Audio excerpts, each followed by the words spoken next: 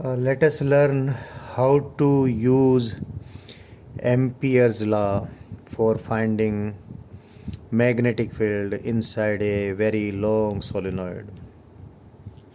मैंने very long solenoid का cross section दिखाया है और जिसमें number of turns per unit length मैंने n लिए हैं और ये इस प्रकार से सोलिनॉइड की वाइंडिंग्स हैं। यूं करंट इस प्रकार से आके और ऐसे अंदर की तरफ गया, जैसे मैंने एक दिखा दिया यहाँ पर। तो इसके अंदर मैग्नेटिक फील्ड निकालनी है और एम्पियर्स लॉ यूज़ करके निकालनी है। तो सबसे पहले तो हमें यही सोचना पड़ेगा कि इसके अंदर मैग्नेटिक फील्ड की सिमेट्री कैसी होगी। पहले भी हम सोलेनॉइड की मैग्नेटिक फील्ड निकाल के आपको दिखा चुके हैं, तो उस प्रीवियस लर्निंग को यूज़ करके हम खाली सिमेट्री की बात करेंगे। मैग्नीट्यूड तो हम निकाल लेंगे एम्पियर्स लॉ को यूज़ करके। So if you see the current is coming like this and going down, तो इन ये कॉइल्स जो बन जाएंगी, कॉइल्स के अंदर मैग्नेटिक फील्ड एक्सिस के पैरेलल इस प्रकार से होगी।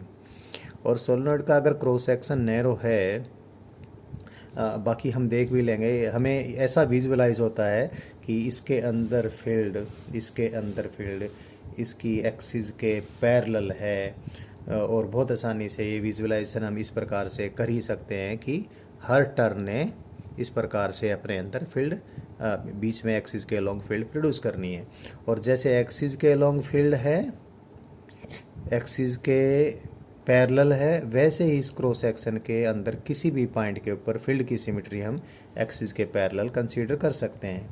तो इस सोलेनॉइड के अंदर मान लिया हमें कहीं यहाँ पर मैग्नेटिक फील्ड निकालनी है, तो हम क्या करेंगे, अब एम्पीरियंस लूप सेलेक्ट करेंगे knowing about the symmetry of the magnetic field. One other thing,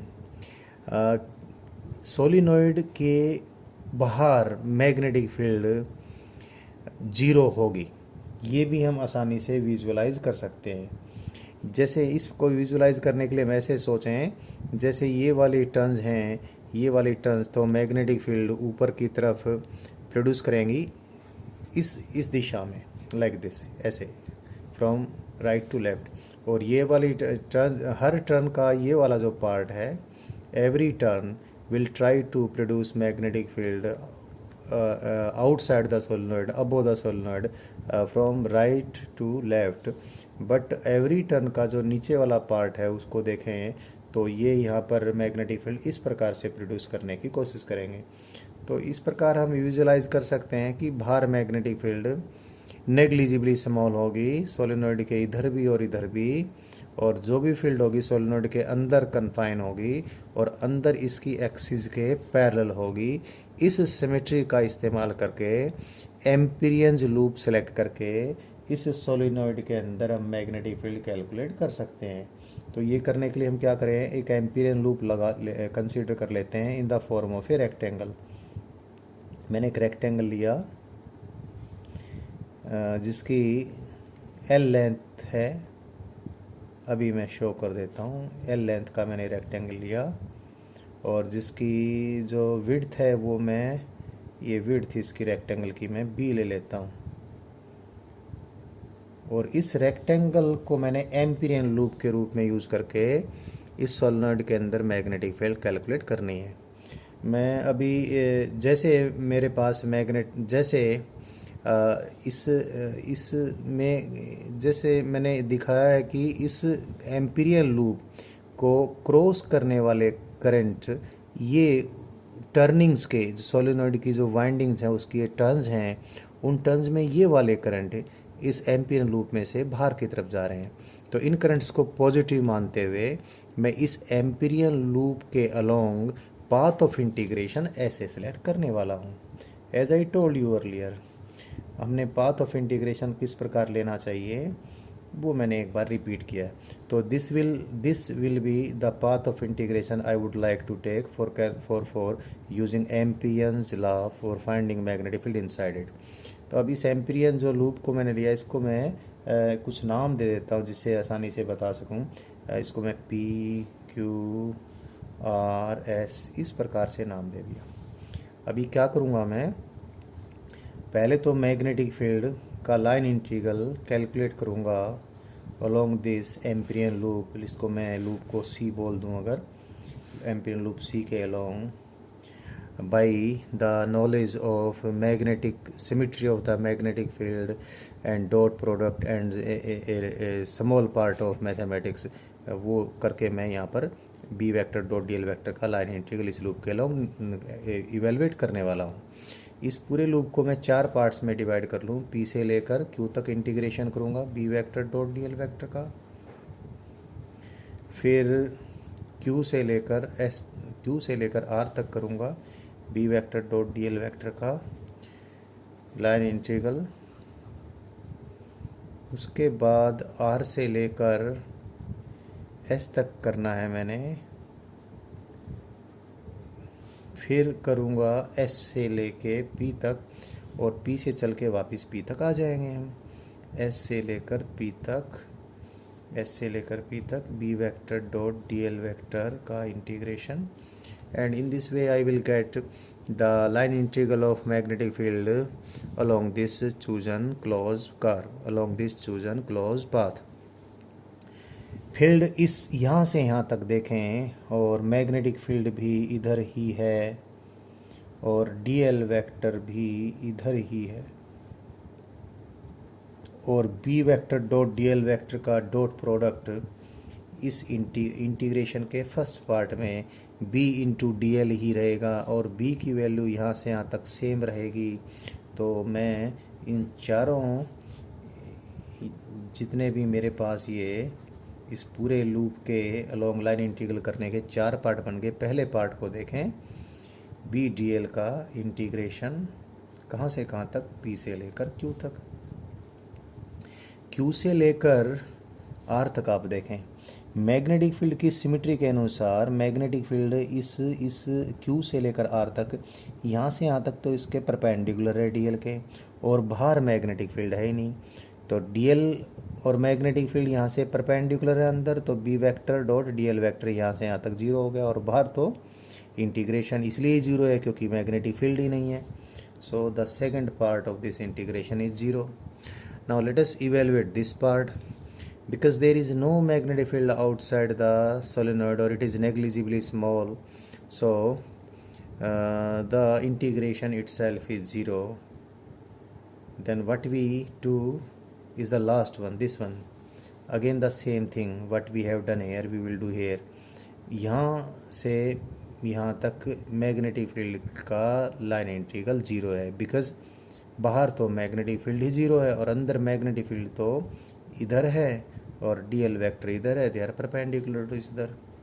so this is the evaluation of line integral of magnetic field along this chosen Amperian loop। So because B is same from here to here at every point, so it is taken out of the integration, and DL when integrated from this point to this point is the length L।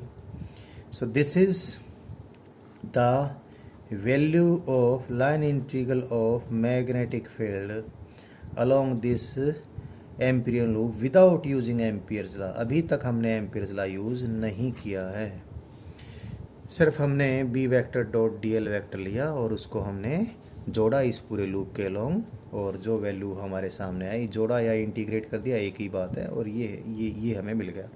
अब हम use करेंगे Ampere's law. तो using Ampere's law हम B vector dot D L vector की value देखें अब कितना लिखें। It is equal to mu naught times total current passing through any surface bounded by this loop। you can see this loop, ये loop एक ऐसा ये रेक्टेंगुलर प्लेनर सरफेस को तो बाउंड करता ही करता है, और इसमें से I this I current is coming out many times। how many times?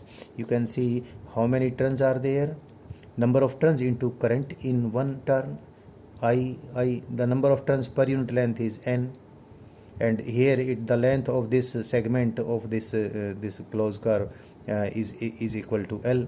so number of turns passing through this rectangle is number of turns per unit length into L।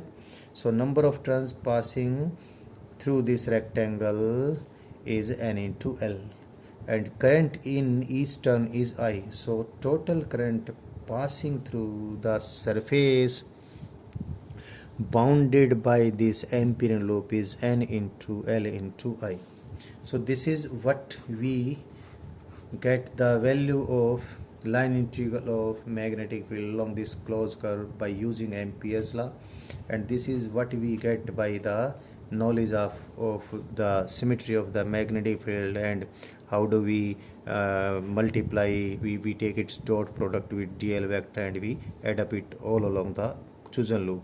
सो दोनों हमने जो मैथमेटिकल वैल्यू इसकी निकाली और ampere law के अनुसार निकाली, जैसा हम पीछे करते रहे वैसे इन दोनों को इक्वेट कर देते हैं. B into l is equal to mu naught into N into l into आई.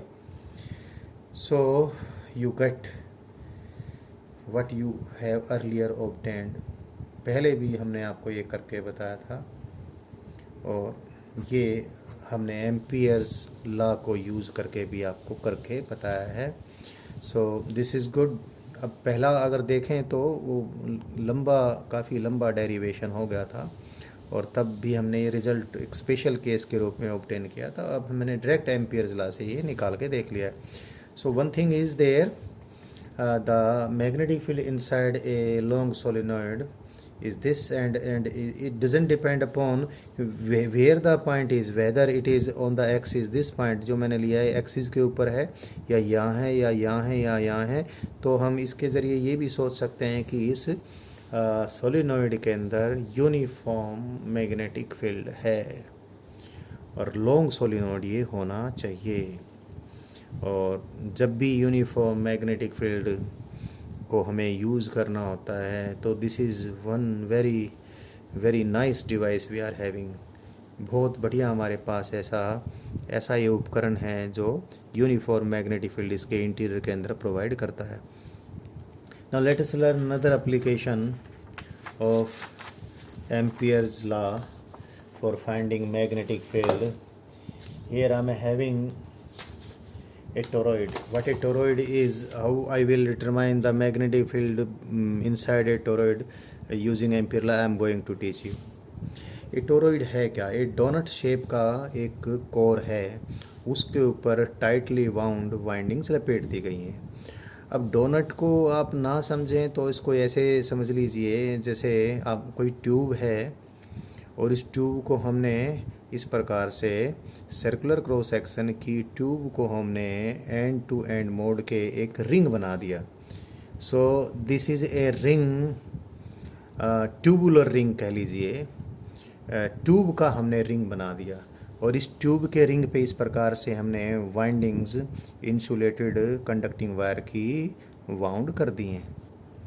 ये मैंने डायग्राम में क्लैरिटी बनाने के लिए इस प्रकार इनको वाइंडिंग्स को दूर दूर दिखाया है. But in fact they are tightly wound windings. बिल्कुल चिपक के लपेटी गई ये वाइंडिंग्स हैं और जिससे कुछ विजुअलाइजेशन हो जाए तो मैंने ऐसा ड्रा कर दिया. अब इसको टोरॉइड बोलेंगे. टोरॉइड भी कह सकते हैं इसको या टोरॉइडल सोलिनॉइड भी बोल सकते हैं. इस टोरॉइडल सोलिनॉइड के अंदर किसी पॉइंट पे यानी इन वाइंडिंग्स के अंदर कोई in the region enclose inside the windings, जैसे ये कोई पॉइंट है, this is a point which is inside the region enclose by the windings. यहाँ पर फील्ड निकालनी है. एक हमें कहीं यहाँ पर फील्ड निकालनी होगी जो टोरॉइडल रिंग के अंदर नहीं है, टोरॉइडल रिंग से बाहर है. टोरॉइडल रिंग के अंदर के पॉइंट तो ये हो गए. एक कोई फील्ड हमें यहाँ भी निकालनी होगी, पूरे टोरॉइड से ही बाहर हमने फील्ड निकालनी है. ये पॉइंट भी आउटसाइड द टोरॉइड कहलाएगा, ये पॉइंट भी आउटसाइड द टोरॉइड कहलाएगा, यही पॉइंट टोरॉइड के अंदर कहलाएगा. तो हम तीनों पॉइंट पर मैग्नेटिक फील्ड निकालना चाहेंगे.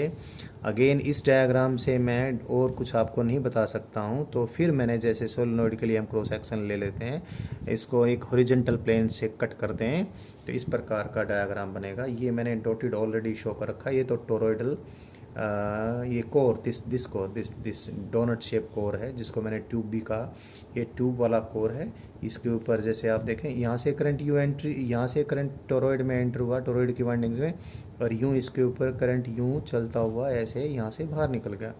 तो ये करंट को यहाँ से देखें आप, करंट यूँ ऊपर जाके और इधर नीचे गया, तो ऊपर जाके इधर नीचे गया, ऊपर जाके नीचे गया, ऊपर जाकर नीचे गया.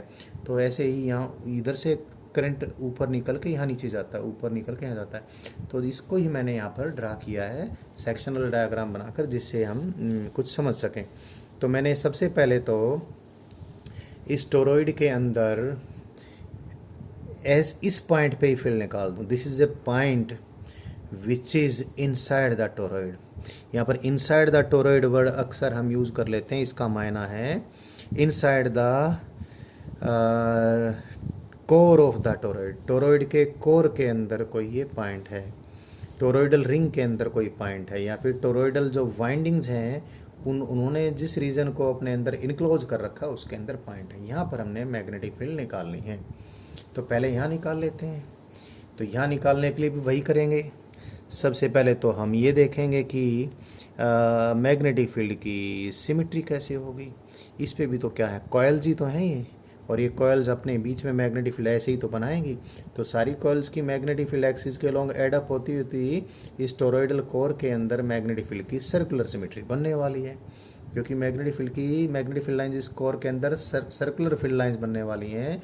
तो मैंने यहाँ पर फील्ड निकालने के लिए this point is at a distance R from the centre of the toroidal ring. Toroidal ring के सेंटर से, this is toroidal ring, this toroidal ring के सेंटर से आर डिस्टेंस पे कोई पॉइंट है, यहाँ मैग्नेटिक फील्ड निकाली। एक दो चीज़ें मैं अभी आपको बता दूँ। मैंने जो कैपिटल आर शो किया यहाँ पर, ये टोरॉइडल रिंग की इनर रेडियस है। ये टोरॉइडल क्रॉस सेक्शन है, cross section of the core of the toroid. तो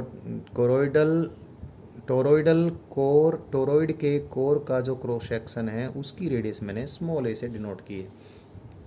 सो मैं ऐसे ही बोल सकता हूँ, यहाँ जो पॉइंट है वो पॉइंट सेंटर से कितना डिस्टेंस पे, आर डिस्टेंस पे है।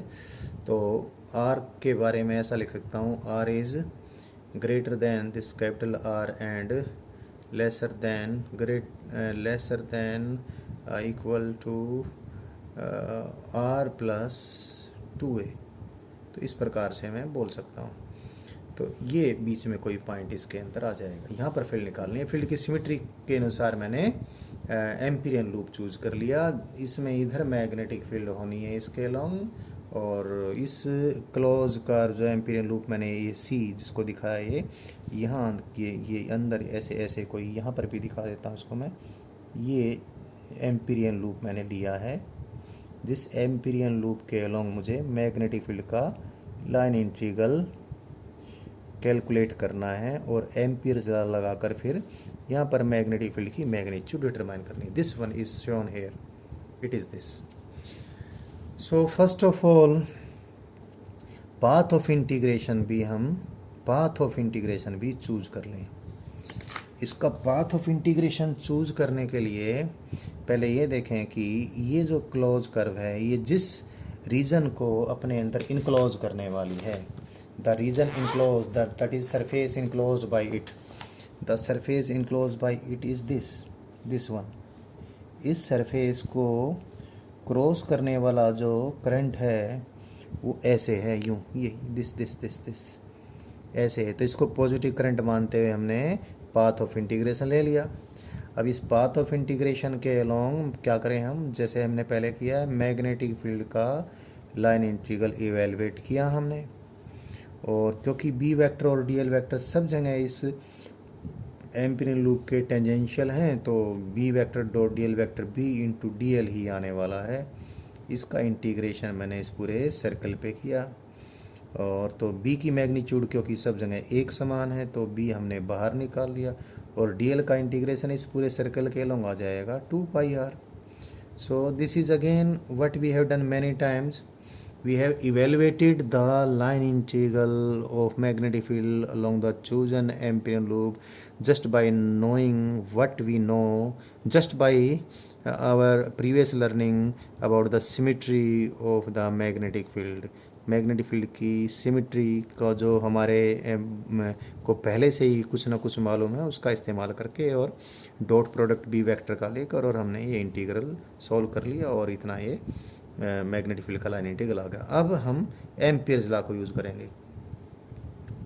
B vector dot D L vector के लाइन इंटीग्रल की value according to Ampere's law हमें कितना मिलने वाली है।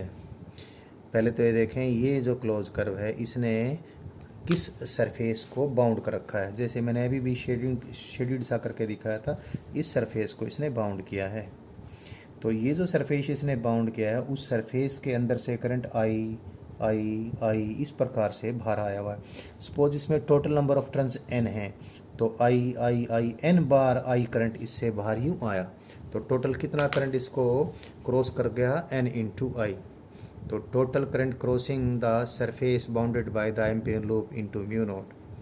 सो this is the value of line integral using Ampere's law. ये एम्पियर्स लॉ के अकॉर्डिंग जो वैल्यू हमें मिलती है, और ये मैथमेटिकली हमने B vector dot D L vector का लाइन इंटीग्रल निकाला। दोनों वैल्यूज़ इक्वेट करती, B into 2πr is equal to mu naught into N into I. So magnetic field produced by a toroid inside its core is equal to mu naught into n into I divided by 2πr. It is this. And one thing, there are a few things you must note. First of all, कोई point toroidal ring के अंदर जो बिल्कुल ring के inner most core के ये वाले हिस्से पे है, और ये कोर का आउटर वाला पार्ट है। इसके रिंग का जो ये जो क्रॉस सेक्शन है, इसका जो कोर है और कोर का जो क्रॉस सेक्शन है, उस क्रॉस सेक्शन के इनर मोस्ट पॉइंट के आसपास आर की वैल्यू कम है, तो यहाँ फील्ड कंपेरेटिवली स्ट्रॉन्गर होगी। और जो हम इस टोरॉइडल कोर में बाहर की तरफ जाएंगे, क्योंकि आर की वैल्यू बढ़ जाएगी, तो फील्ड कुछ वीक होगी। यानी यहाँ पर इसके अंदर यूनिफॉर्म फील्ड नहीं है। कोर के अंदर जो सेंटर के नज़दीक वाले पॉइंट हैं वहाँ पर फील्ड कंपेरेटिवली स्ट्रॉन्गर है, और जो दूर जाएंगे कंपेरेटिवली थोड़ी वीकर फील्ड हो जाएगी। फिर भी अगर a that is the radius of the cross section of the core is much lesser than the radius of the toroidal ring, तो ऐसी सिचुएशन में 2πr is as good as 2πr that is length of the toroid। Toroid के ring की length कह सकते हैं। और हालांकि नॉन यूनिफॉर्म फील्ड है, लेकिन नॉन यूनिफॉर्मिटी इतनी ज़्यादा नहीं है, यहाँ से यहाँ तक कोई ज़्यादा डिस्टेंस नहीं बढ़ने वाला है। तो बी की वैल्यू अप्रोक्सीमेट हम ये भी लिख देते हैं mu naught into N into I divide by 2πr। लेकिन ये लिखने के लिए कंडीशन होनी आवश्यक है, यानी टोरॉइडल रिंग के क्रॉस सेक्शन की रेडियस टोरॉइडल रिंग की रेडियस के कंपैरिजन में काफ़ी कम है। और अगर हम इसको देखें वापस से n divide by 2πr, n तो टोटल नंबर ऑफ टर्न्स हैं और 2πr क्या है, इस टोरॉइड की टोटल लेंथ। तो ये number of turns per unit length आकर, और ये वैसा ही हो जाता है जैसे सोलिनॉइड के अंदर फील्ड होती है, mu naught into number of turns per unit length into i. So it is that. अब हम फील्ड निकालते हैं। यहाँ पे ये कोई पॉइंट है जो टोरॉइडल कोर के अंदर नहीं है, टोरॉइडल वाइंडिंग्स ने जो स्पेस इनक्लोज किया है उससे बाहर है। यहाँ पर फील्ड निकालें। यहाँ पर भी अगर मैग्नेटिक फील्ड होगी तो सर्कुलर फील्ड लाइंस ही होंगी। ये एक चीज़ तो हो गई। दूसरी चीज़ मैं निकाल देता हूँ, यहाँ पर भी अगर मैग्नेटिक फील्ड होगी तो सर्कुलर फील्ड लाइंस ही होंगी। और मैग्नेटिक फील्ड का लाइन इंटीग्रल अगर हम मैथमेटिकली इवेलुएट करें, मानते हुए कि फील्ड यहाँ पर बी है, तो बी इंटू 2πr r1 ही होगा। अगर मान लिया इस मैंने एक एम्पीरियन लूप ले लिया, यहाँ पर फील्ड निकालनी थी r1 रेडियस का, मैग्नेटिक फील्ड अगर है तो सर्कुलर सिमेट्री है, सिमेट्री को ध्यान में रखते हुए ऐसा किया, तो इसके along line integral b into 2πr1 ही आ जाएगा। That will be equal to mu naught into ये जो मैंने लूप लिया है अभी, इस लूप ने जो भी एरिया बाउंड किया उसमें देखें आप कितना करंट क्रॉस कर गया, कुछ भी नहीं क्रॉस कर रहा, सारा ही करंट इसके बाहर है। तो म्यू नॉट इंटू 0, तो यहाँ पर फील्ड कितनी आ गई, 0 आ गई। सो टोरॉइडल कोर से बाहर ये वाले जो पॉइंट हैं वहाँ पर फील्ड 0 है।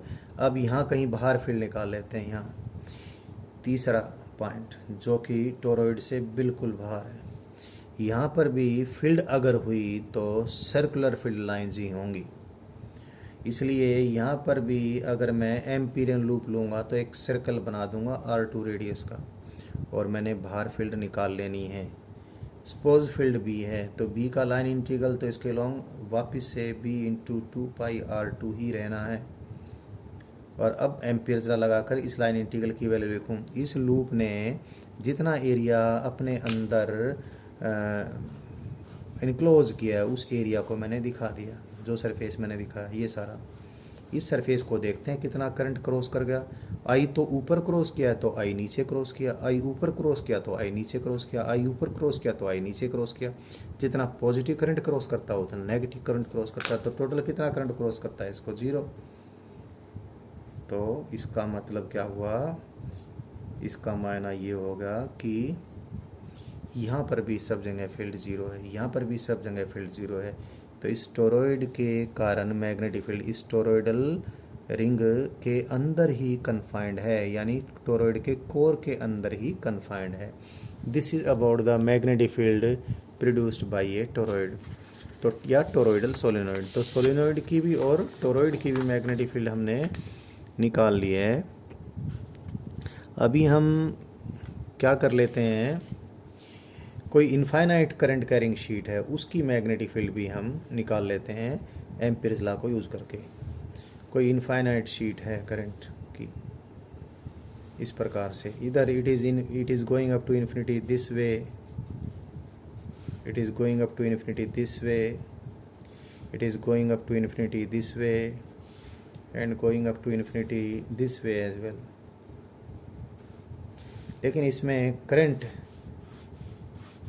इसकी विड्थ के, इसकी जो विड्थ है ये इसकी विड्थ पे पर यूनिट विड्थ, क्योंकि विड्थ तो इनफाइनाइट है, लेंथ भी इनफाइनाइट है, ये करंट इसकी विड्थ पे per unit width uniformly distributed है।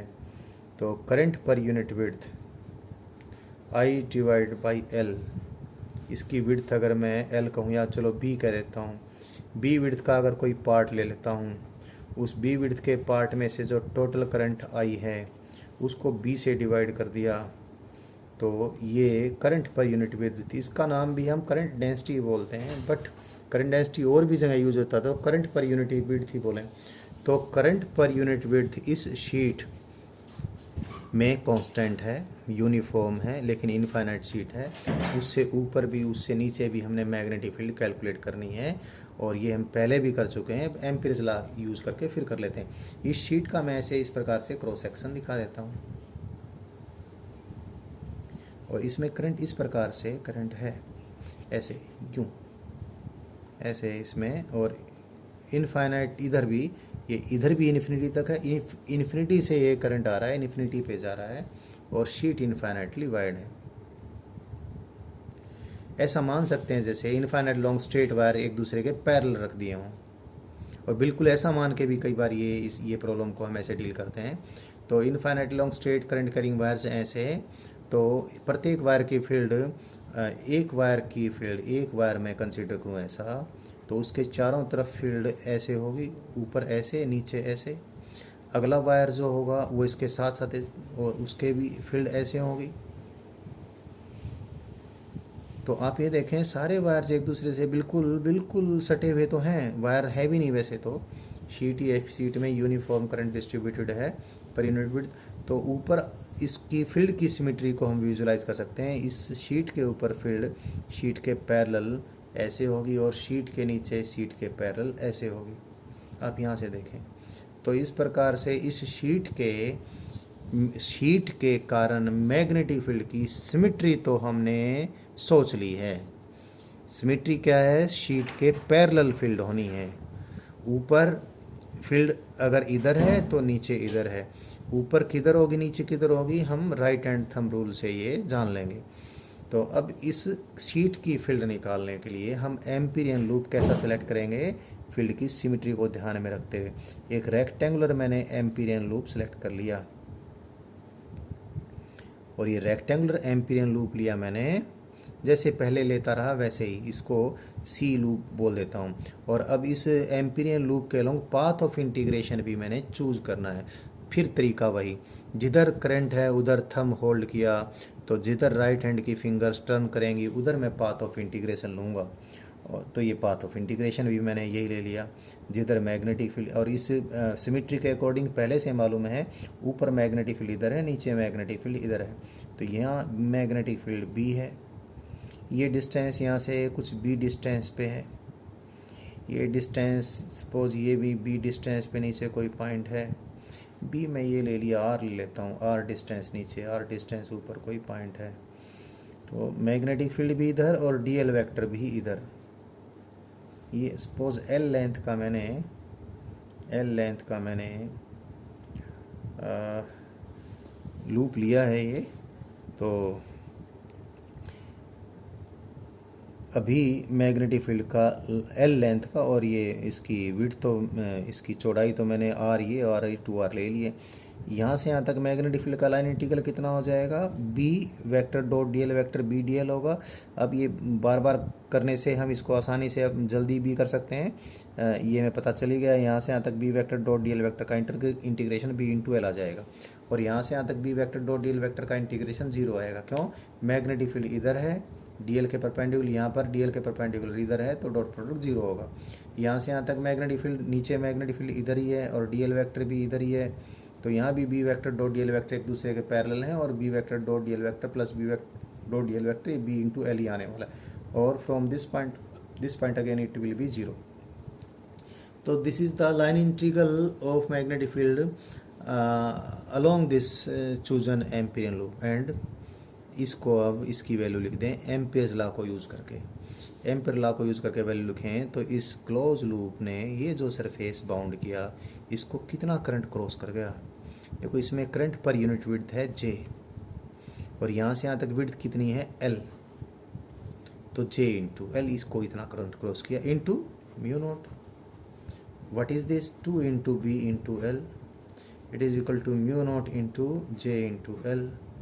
So magnetic field due to an infinite sheet of current having uniform current distribution, that is current per unit width is constant, same everywhere, it is this. As you know, we have already determined it. इस sheet के ऊपर भी field uniform है, नीचे भी field uniform है, लेकिन ऊपर अगर फील्ड इधर है तो नीचे फील्ड इधर है। इसको यूज़ करके आप दो पैरेलल शीट्स के बीच फील्ड या उनसे बाहर फील्ड निकाल सकते हो। अगर दो इनफाइनाइट शीट्स एक दूसरे के पैरेलल हैं, इनमें करंट ऐसे है ऊपर वाली शीट में, और ऐसे यूँ coming out of the plane of the paper. Infinite sheet हैं, शीट्स का मैंने क्रॉस सेक्शन दिखाया है, और नीचे वाली शीट में करंट ऐसे है। इस शीट में current per unit width J1 है, इस शीट में current per unit width J2 है। ये शीट अपने से नीचे फील्ड किधर बनाएगी, इधर बनाएगी, और ये शीट अपने ऊपर फील्ड किधर बनाएगी, इधर बनाएगी। आप थंब को करंट के लॉन्ग कर लीजिए, पता चल जाएगा। तो बीच में फील्ड कितनी होगी, दोनों शीट्स की फील्ड ऐड हो जाएगी, mu naught into J1 divide by 2 plus mu naught into J2 divide by 2, और बीच में यूनिफॉर्म फील्ड होने वाली है।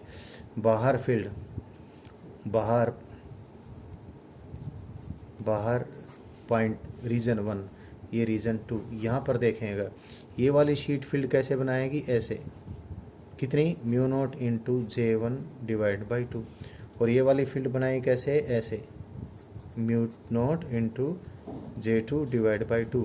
तो बाहर फील्ड आपस में सब्ट्रैक्ट होकर mu naught divide by 2 J1 minus J2 होगी।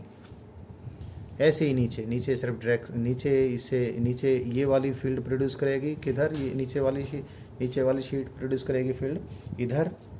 तो इसके नीचे अगर मैं देखूँ तो नीचे वाली शीट ने ये वाली ऊपर तो ऐसे की थी नीचे, mu naught into J2 divide by 2, और ऊपर वाली इधर पैदा कर देगी, तो मैग्नीट्यूड में यही होगी। यहाँ पर एक स्पेशल केस आता है, अगर J1 और J2 बराबर हैं तो ऐसी सिचुएशन में शीट्स के बाहर तो फील्ड होगी 0,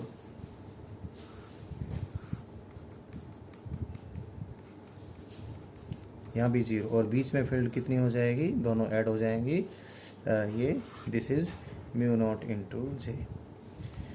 ये बिल्कुल वैसा ही है जैसे इनफाइनाइटली लार्ज प्लेन शीट्स हमने चार्ज यूनिफॉर्म चार्ज डिस्ट्रीब्यूशन की, एक पे चार्ज डेंसिटी सिग्मा 1 है, सिग्मा है, एक पे माइनस सिग्मा है, और बीच में field uniform magnetic electric field develop हो जाती है, वो सिग्मा अपॉन एप्सिलॉन होती है।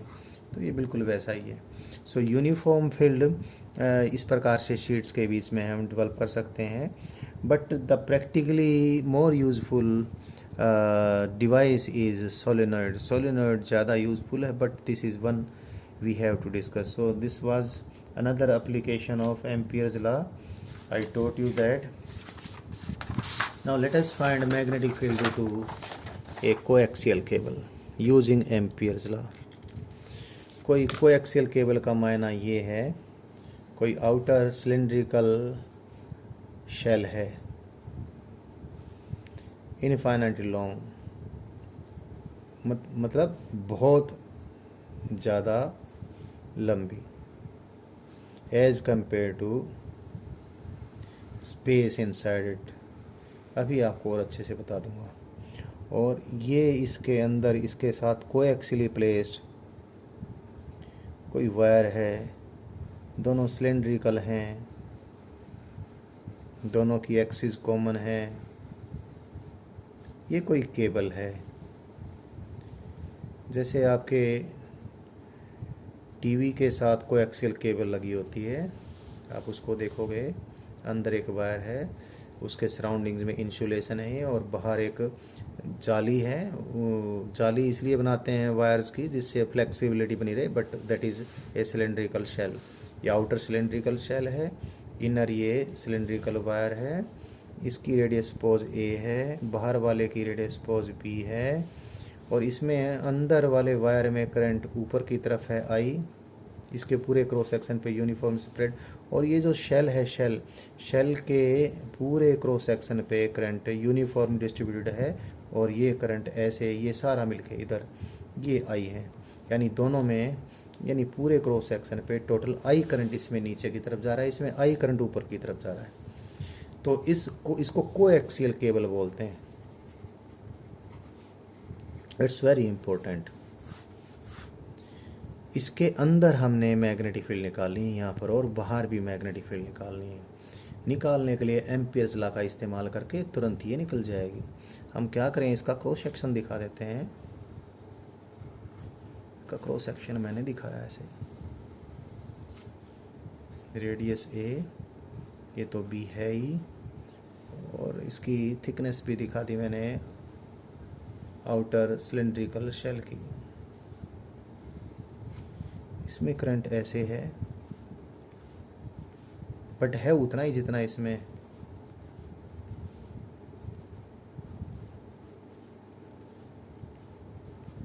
इसमें करंट ऐसे है, आई है, ये भी आई है।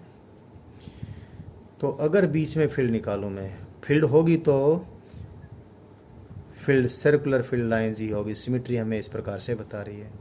तो बीच में कोई पॉइंट है आर डिस्टेंस पे, यहाँ पर फील्ड निकालनी है। मैग्नेटिक फील्ड की सिमेट्री को ध्यान में रखते हुए फील्ड की सर्कुलर लाइंस होंगी, इसके टेंजेंशियल होंगी। ये एम्पीरियन लूप मैंने लिया है, यहाँ पर फील्ड निकालनी है, यहाँ से आर डिस्टेंस पे, तो आर रेडियस का मैंने सर्कुलर एम्पीरियन लूप ले लिया। और अंदर वाला जो करंट जो बाहर की तरफ है, उसको पॉजिटिव करंट लेते हुए इस पर मैंने पाथ ऑफ इंटीग्रेशन भी ले लिया। तो यहाँ अगर फील्ड है तो वो सर्कुलर फील्ड लाइंस ही होंगी। तो जिधर फील्ड होगी उधर ही डीएल वेक्टर भी हमने लिया है, पाथ ऑफ इंटीग्रेशन हमने इधर लिया ही है। तो B vector dot DL vector सब जगह है, कितना आएगा इस एम्पीरियन लूप पे, बी इंटू डी एल ही आ जाएगा।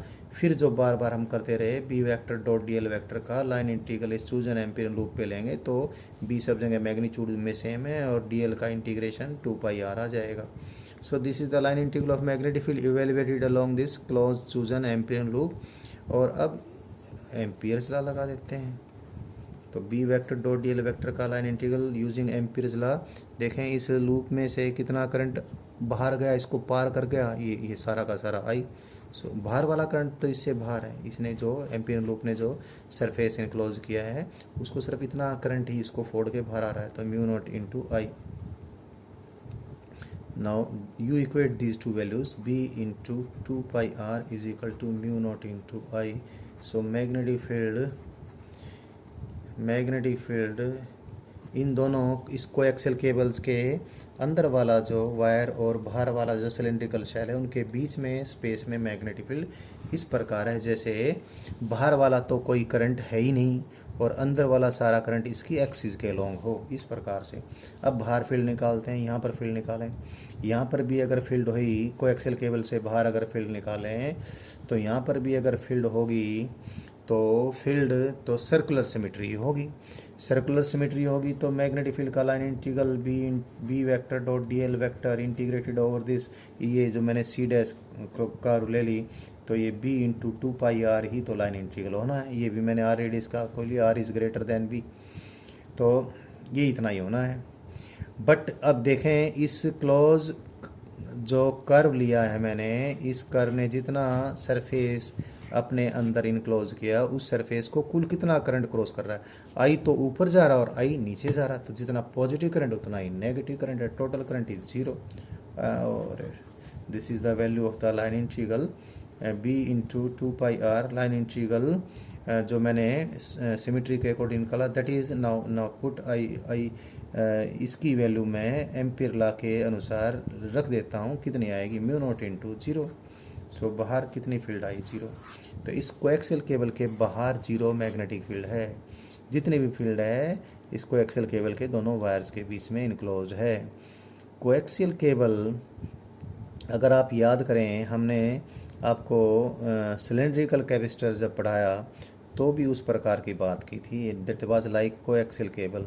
सिलेंड्रिकल कैपेसिटर में भी तो हमने दोनों सिलेंडर्स को काफ़ी लंबा लिया था, अंदर वाले पे charge per unit length lambda था, बाहर वाले पे charge per unit length minus lambda था।